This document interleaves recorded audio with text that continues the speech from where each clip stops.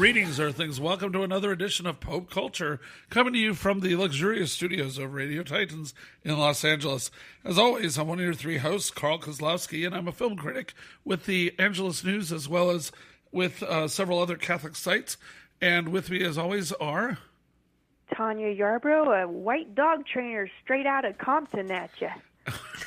That's the truth. Right? Anyway, preach it. And I only train white dogs. Oh, God, that sounds bad. Okay, and Michael Wally, also a film critic with Carl over at Angeles News, and straight out of Boston, don't you know? I'm straight out of Little Rock, yo. So, so this week we've got a pretty hot show. We've got an explosion of Catholicity in the culture. Well, one of the things isn't so Catholic, but we have Michelle. We're going to be discussing Michelle Wolf since we missed last week, and she continues to make headlines. The Met Gala, which is pretty crazy. Also, Donald Glover and his new video, This Is America, and Kanye West and the backlash over his support of Trump, and possibly a couple other things that we have time. And so, so kicking off, I guess we missed last week's, doing an episode last week, and Michelle Wolf was certainly literally all the rage for that week, and I think continues to be discussed, and not, that is DISCUSSED, not disgust. But anyways, what did you guys think? She was at the White House Correspondents' Dinner, and pretty much gave what people think, good or bad, was the most incendiary monologue there maybe ever. And it's led to, she called out Sarah Huckabee Sanders, to her face as a liar repeatedly, compared her to looking like this nasty old woman on The Handmaid's Tale, which coincidentally is my mom's college roommate and is the nicest lady that you'll ever meet, which shows you what a great actress she is. That she can be so convincingly nasty in that show. Wait, what'd you say, Tanya? I said, look who's got us all hooked up to the celebrities over here. Little Michael over here, all quiet and I got the inside scoop. I got the hookup to the 40 years in the making here. back when my mom first met her. Oh my God, that's amazing. Yeah, well, so she does. So anyways, I thought that this was really out of line at first, and I was like, "How dare she?" Because I'm like reading the outrage, and there was, from the right, which I normally don't dwell on what the right-leaning media says over the other. I try to read all sides of these things, but it just seems so outrageous. And she had this horrible abortion joke that we'll just leave you to figure it out and find it yourself. Trust us, it's bad. But the thing is, I thought, how horrible. And then I wind up coming across her HBO special 2 nights ago from December. I watched the whole thing, and I'm like, well, they definitely should have known what they were getting into. This woman, just brutalizes everyone. I mean, she takes down Hillary Clinton and CNN and Caitlyn Jenner in her special. So it's like, among many other targets. So I don't know. What did you guys think of the dinner? And did you go too far? The dinner was delicious. Yeah, but that's what I heard anyway. Okay, but what did you think of the routine? Chef. Well, I wasn't, when I watched the whole thing on not at the time it was being done, like a couple days later, because people were like throwing a fit. And so I watched it, and I actually laughed at a lot of the stuff she's doing. I mean, my biggest problem with her is she has the most annoying voice ever, which is really close to my voice, so it kind of makes me feel uncomfortable. So, I thought she was not very creative when it came to roasting, Sanders and Conway. It was kind of flat, and it understood that it was all about they're just liars. And the other things she had to say about CNN and other people that she made fun of was actually more creative and funny. And I think if she had actually made it about something creative other than, the Handmaid's Tale thing is one thing, but again, it was kind of like, I think for me the problem is it's pretty typical. They all understood that Republicans/conservatives are all evil automatically, so there was no setup to a joke. It was just sort of like, well, we all know they're evil, and it wasn't very funny. So whereas I think she could have been funny. Does that make sense? Yeah, but or go ahead, Michael, since I was rambling. Well, no, I mean the White House Correspondents' Dinner. It's really interesting in terms of its value as a comedy event, because it is the one comedy event every year and ever where the comedian isn't playing for the room. They're playing for the video that's going to be played to the world afterward.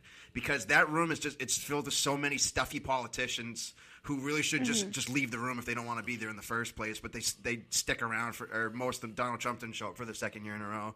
But they just sit there and groan and grimace the whole time, and they don't want a comedy show, and they can't handle having a little fun poked at them. So in terms of it being a live event, it's pretty ridiculous. But a lot of times it gives us this conversation within our culture that can be really valuable. And I thought, yeah, she had a couple jokes, like, for example, when she's like, I'm 10 years too young to host, and I'm 20 years too old for Roy Moore. I was like, oh. I was like, okay, I get it. Right. Come on, that was that's more funny. creative, you know. And I gotta say though, as far as I'll jump back out, Michael. But No, yeah, go ahead. But also the Handmaid's thing, I was so mad about, and when I actually said it, it was all I could do not to explode laughing just now. So I mean, I don't know. She's aside from the abortion joke, she is totally. I mean, she might be my new comedy hero. I thought the HBO special is a must watch. It is up there with Bring the Pain, Chris Rock's original comedy special, is pretty much the gutsiest, funniest right there. stand-up special I've ever seen. I mean, she's amazing.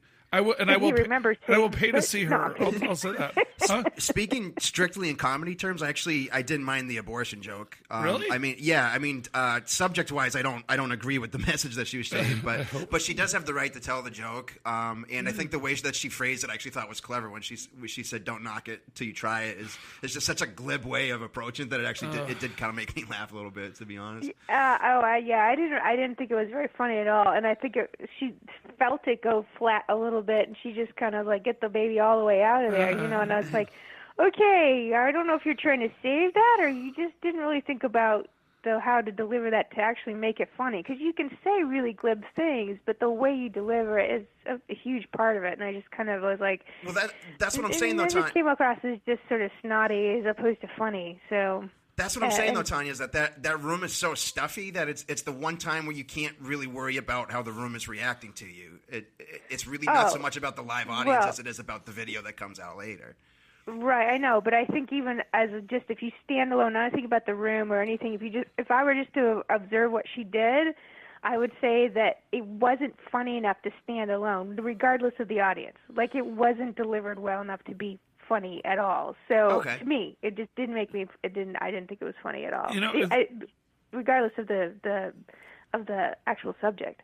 Well, I think also that I noticed that I think that was the moment where she lost almost the entire audience for about 8 to 10 minutes. Like, nobody was laughing for about 8 to 10 minutes after that. The abortion joke? Yeah, because it was just so shocking. It's like, and the thing is, well, I mean, okay, I started the thought I got to finish it, or people are going to wonder what's even worse in my head. But I can't remember who it is, and I certainly don't want to go promoting it. But I have heard other female comics, probably Sarah Silverman, said something about abortion at least once that was obviously horror to me, but it still was. There was something about it that I couldn't help laugh for a second. It's probably the thoughtfulness behind it. Yeah, that's what I'm saying. That I'm not saying it's impossible, and I also have to acknowledge, like, well, to people that don't have a problem with the issue, does that mean that she has to avoid it? I always look at it like, this is America, America's not a theocracy. Right. That's why I am not completely opposed to I'm not opposed to society having, like, say, gay marriage versus abortion. I just say don't make a church that doesn't believe in it say it. But abortion, I look at that as murder.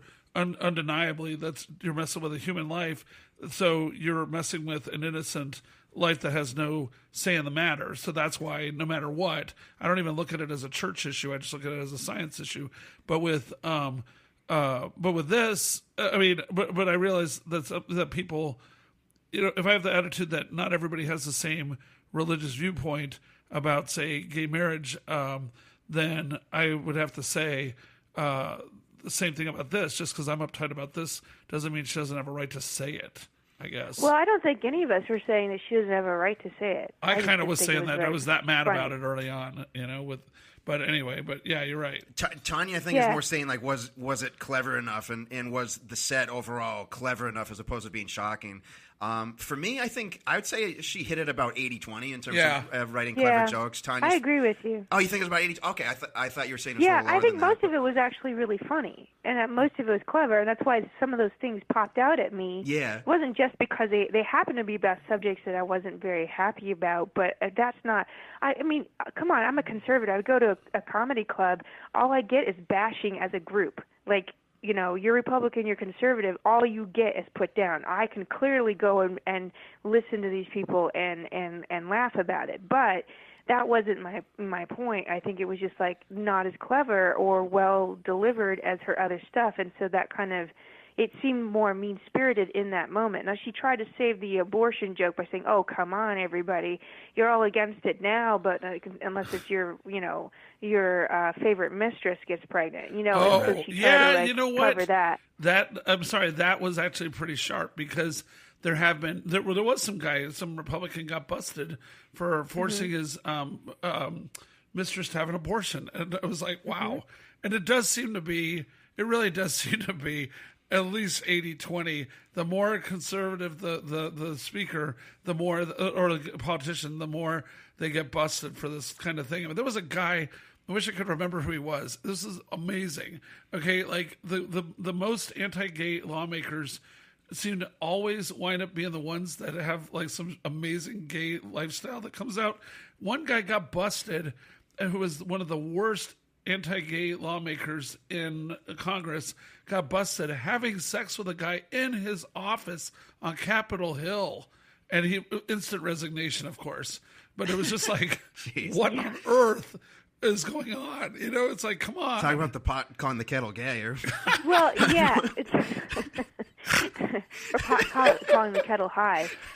So the deal is that, but the whole thing is not. I think she made a good point about the hypocrisy of it all. Yeah. So I think she was clever for the most part. So I kind of was like, I get the point of people being upset about what she said about Sanders and all that stuff, because I don't think it was clever. I think it was just trying to be mean and jumping on this assumption that they're just liars and they're just con artists and they're just this, and there wasn't any setup to that at all. There wasn't any clever way of expressing it. It was just all assumed everybody in the room just believed that.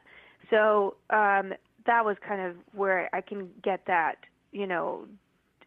where people were upset about that.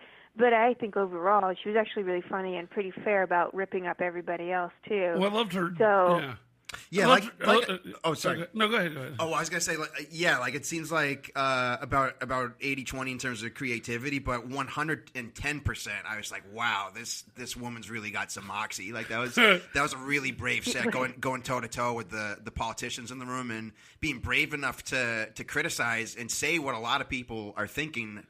Through humor, I think was a really, really brave thing of her to do. Yeah, she made fun of the CNN and all the.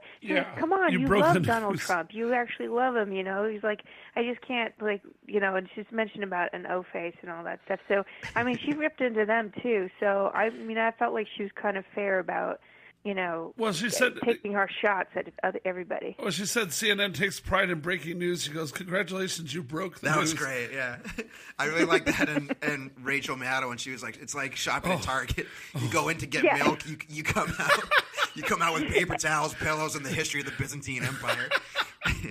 Yeah, but and the thing is, an important point.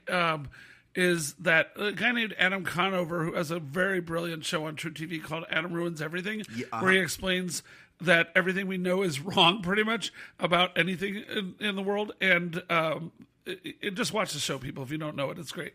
But he did an essay for some big publication defending her, and he said, look, doesn't matter did she make people laugh in that room. It doesn't matter did she make Sarah or anybody else cringe.